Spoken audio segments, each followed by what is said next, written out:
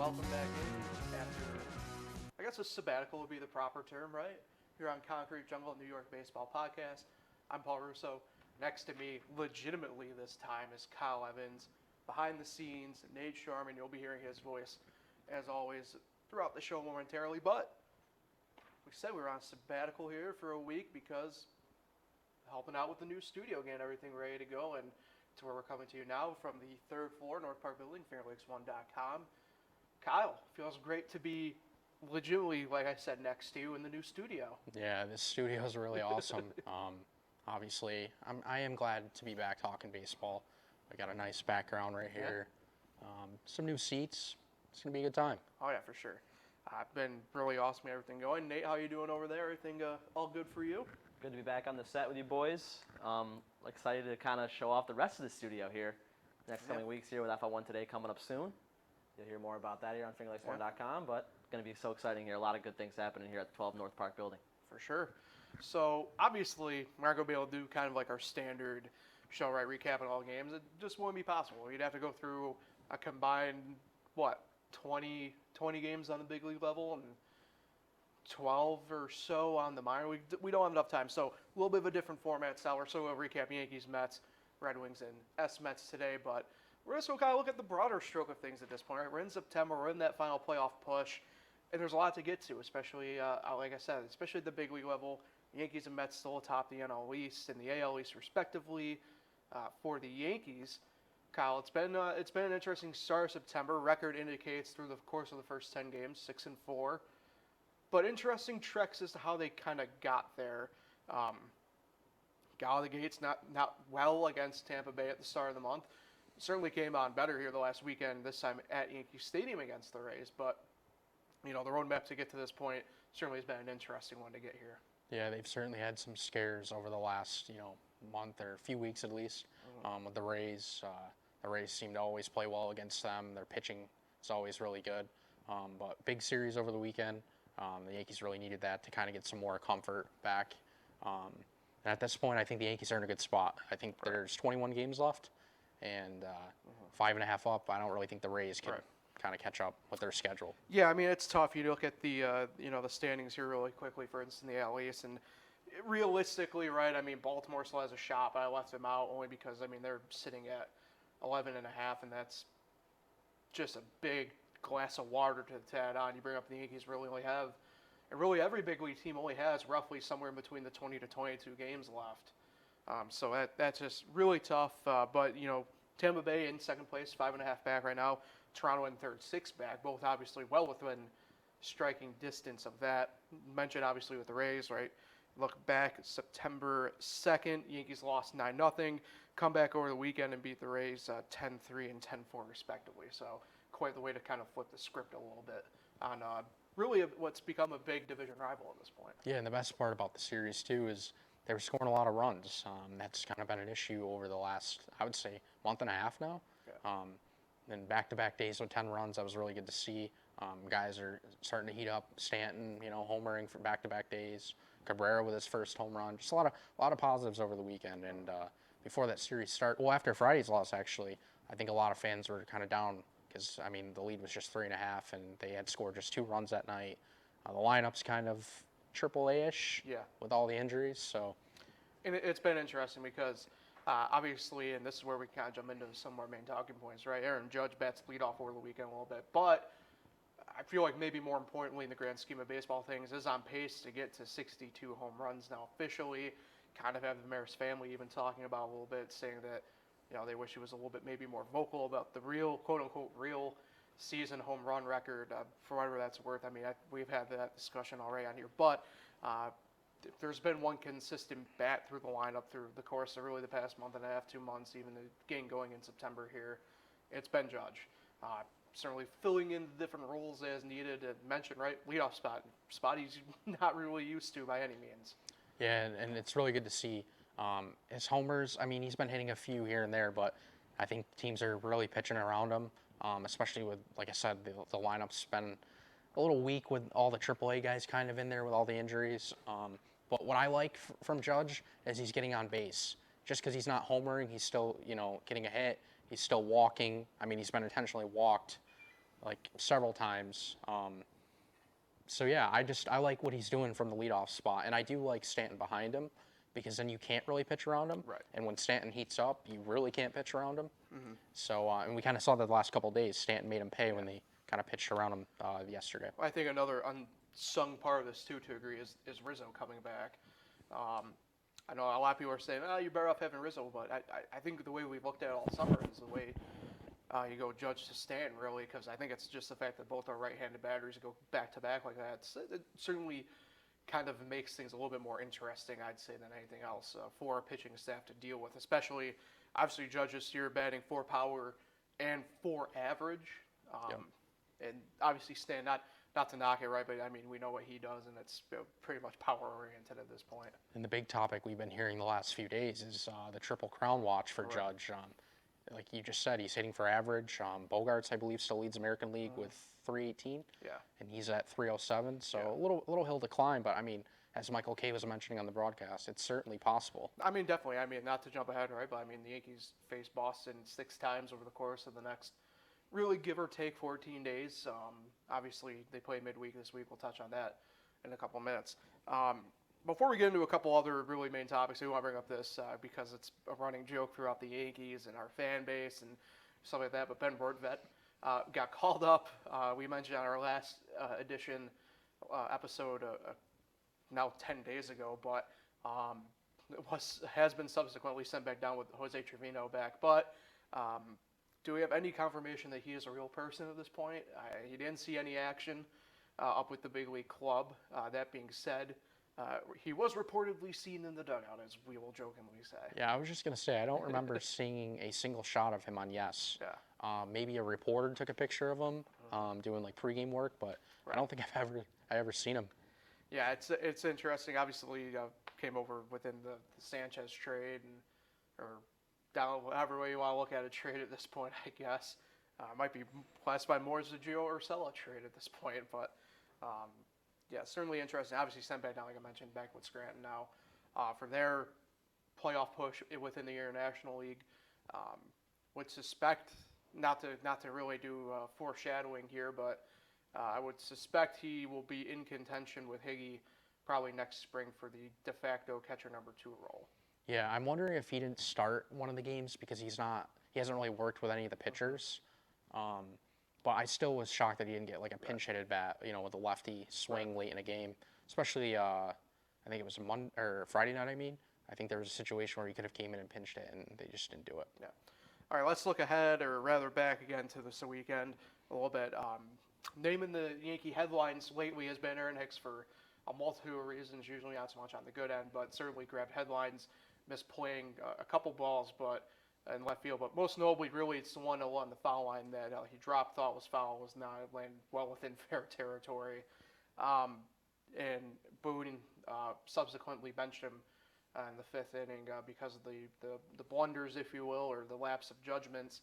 I think a lot of, especially the older generation Yankee fans, wanted to kind of tie it in with a little bit of, say, Reggie Jackson and Billy Martin a little bit. I don't think that's the case, though. I think in this situation, it's just Hicks is in a deep spot right now, mentally. And first and foremost, you hope that he can get himself out of it. I think that's what this is really at the point now, that a lot of it, I think, is a bit, in the brain and mental for him. That being said, I mean, he's a defensive plus player. I mean, those are plays that defensive plus players don't mess up. And I know we mentioned, a little bit ago to each other that at the very least, I mean, if I were to miss a ball like that, I'd at least be looking at the umpire to see what he called, whether it be fair or foul in that situation. Yeah, to me, he's kind of the new Joey Gallo, just in terms of people booing and not liking him. But I think the difference with Gallo and Hicks is Gallo, even though he struggled at the plate, he still played defense really well, and it seemed like he was always hustling, always trying to make plays. If you look at Hicks, other than just that play, I've seen a lot of times where he's not throwing the ball home when there's maybe a play at the plate. He just, like his attitude the other night with that foul ball, he just stood there looking at the wall. I don't like his body language out there. I think Gallo was a little different. Yeah, it seems like with Hicks maybe to a degree, and I don't know if it's maybe because, we've had him now within the organization for really borderline 6 years, 6 seasons really. That, I mean, do we move on? I know, the contract. I think I know Nate enjoys calling it a little bit of an albatross, if you will, but I don't think it's that bad. I mean, it's a 7-year, $70 million deal. That's 10 per year. That's enough for me if I were a team to kind of take a run at something. I mean, you look at the Gallo trade that the Yankees made. I think there's definitely suitors out there. Still quick enough. So I think, to me, good defensively. I would assume the bat comes around, but I just think the time in New York probably has come to an end for Aaron Hicks. Yeah, I would have to agree. I'm not so sure the Yankees would make that move, only because obviously one of their outfielders, Andrew Benintendi, will be a free agent. Right.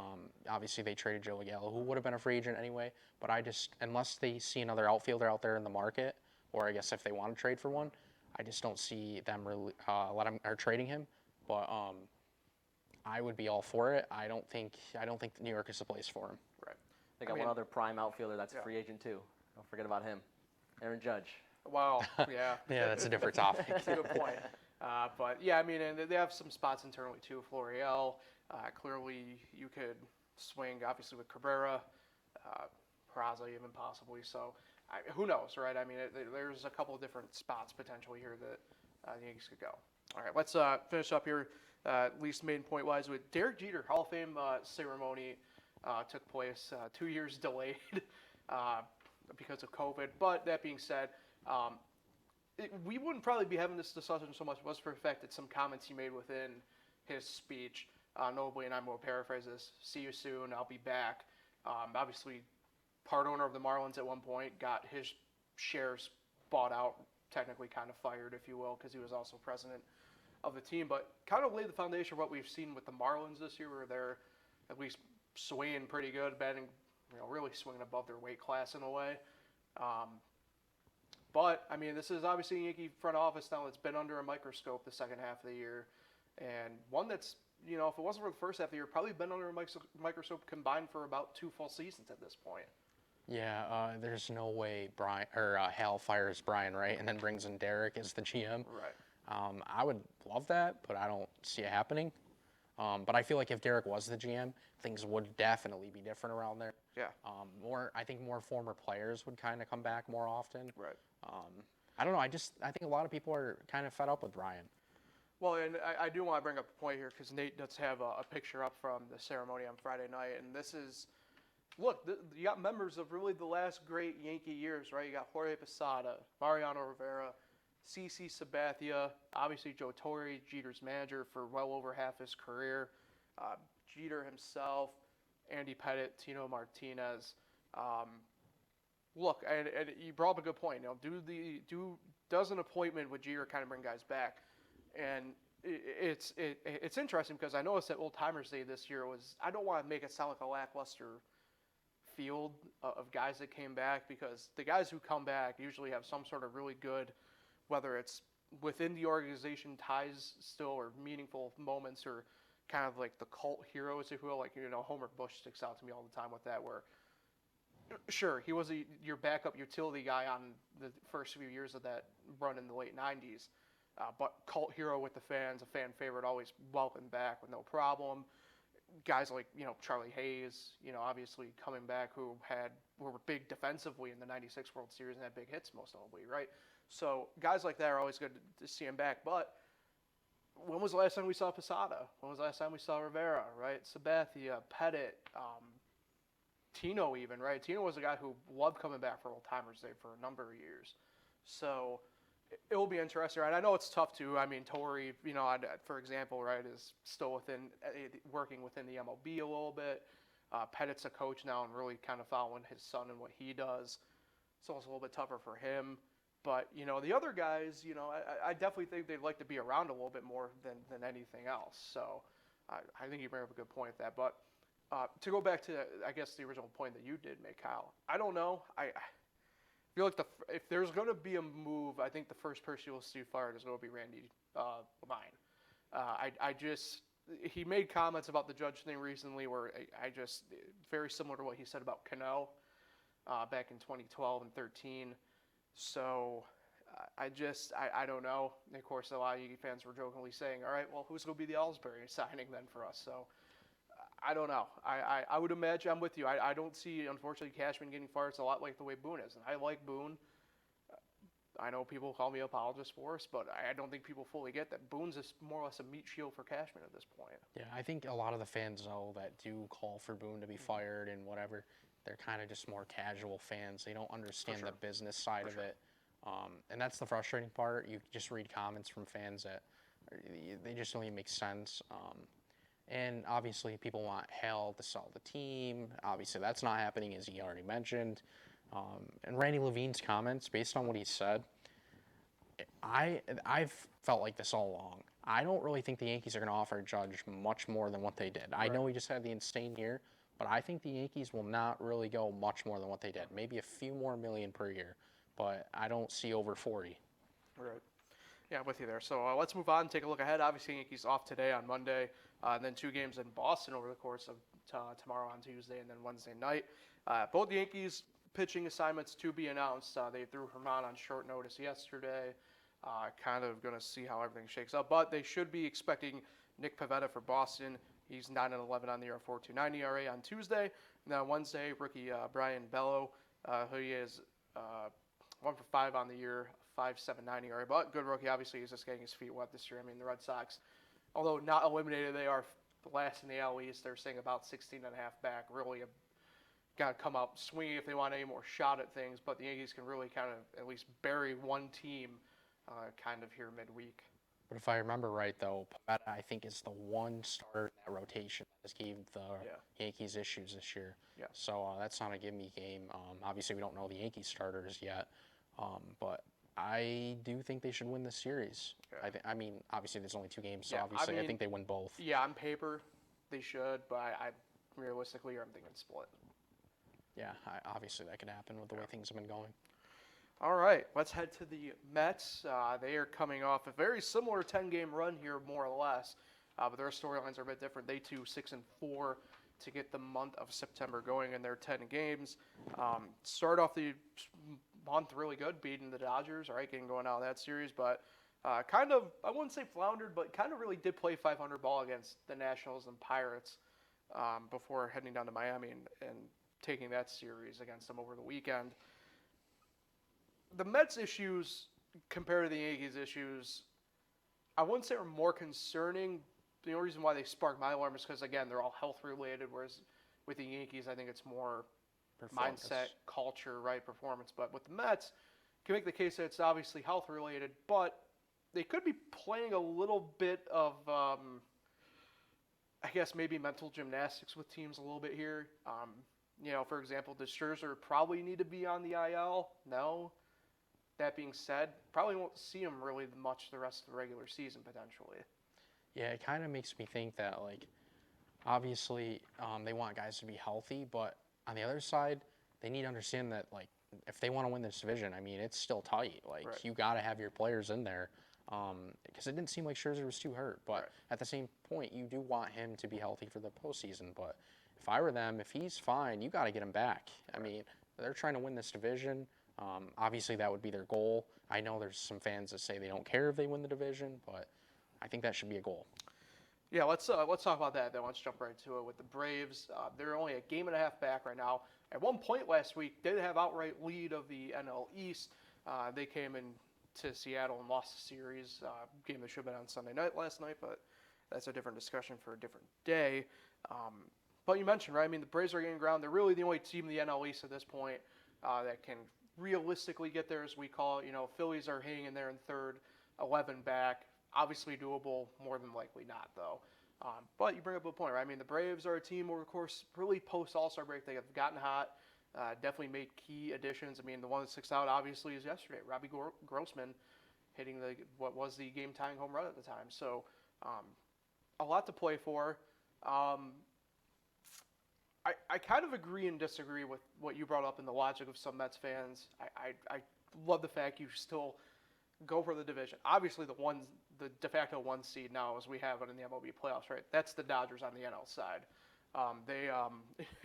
Interesting tidbit before at least recording today. I'm really intrigued to see Nate's reaction to this because the Dodgers, right, allegedly clinched last night. Yep. They, in fact, did not. The MLB had a scoring error. Oh, really? So the Dodgers can clinch tomorrow as opposed to yesterday. That goes down as an error in the book, right? E4? Big. I'd say it's like E4 million because it's the front office. The MLB is a league who did it. Wow, so. I didn't even pick that up. Everybody makes mistakes, right? So, I mean, that's a big one. Yeah. I mean, that kind of changes your disposition a little bit potentially for the Dodgers. So, either way. Right, I mean, but the Mets really, they got the 2 spot in my mind in the NL. As long as they hold the division, that's where it's tough. I don't, personally, for me, I'd rather just not have to play an extra series. That's the thing. Just get myself ready for the divisional round and move on. You have to win less games to get the World Series Right. if you win the division, and I think that's why the division really does matter. Fans don't think so, but anything can happen in those wild card games. Now that they're 3 games, I mean, anything can really happen.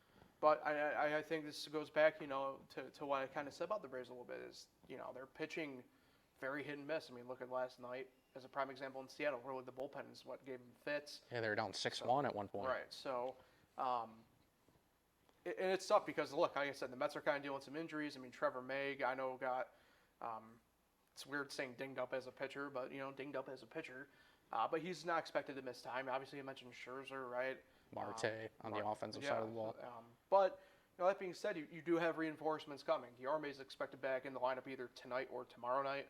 Kind of depends the final tests that they give him, but either way, he'll be back within the next couple days. And I think that bullpen's still something to worry about with the Mets. The back end of it's solid with Ottavino and Lugo kind of mixing in there, and then obviously Diaz. But the middle relief stuff, I mean, they're calling up guys, like I said, still from AAA. I forgot the one dude's name. He has a weird last name. Montes de Oca? Yeah, Bryce Montes de Oca. Yeah, that guy. I seen him in some spots over the weekend. Syracuse Met legend. Bryce Montes de Oca. I don't know. That bullpen kind of worries me. I know we've mentioned over and over again. They should have probably made more moves for like relievers, and they didn't do that. So hopefully that doesn't come back to hurt them in a big postseason game. Right, and Bryce Montes de Oca, by the way, pitching ninja, nastiest pitch of the weekend nominee. So interesting stuff there. I see Nate's got the picture up from over the weekend of Ottavino last night and Tomas Nido. I've mentioned, obviously, the big series there, but they were joined yesterday officially by Mark Vientos, one of the top 5 prospects in the Mets organization and top 10 in baseball. Got the call up to the big leagues over the weekend. Should be interesting to kind of see what he does. Obviously, did a really great job batting over 275 at Syracuse. 15-plus home runs, I believe, was plus 70 RBIs by the end of the week when he got called up. It's interesting. I figured he would be the one kind of with Alvarez that wouldn't get the call up based on when they called Beatty up and stuff like that. But clearly the Mets see something here. Obviously not eligible for the playoffs, but could be a big bet for them kind of here the final 2.5, 3 weeks. Yeah, the thing is there was reports, I think in like July, of them saying that he wasn't one of the candidates to be called up. So obviously they changed their mind. Injuries happen. But yeah, I was a little surprised about the move. He got called up Saturday, didn't appear in that game. But yesterday, I believe he struck out once in his forward bats. Yep. So yeah, I think he'll end up probably picking up a hit or two tonight. I think he'll be in the lineup tonight. Obviously, that first game is always tough.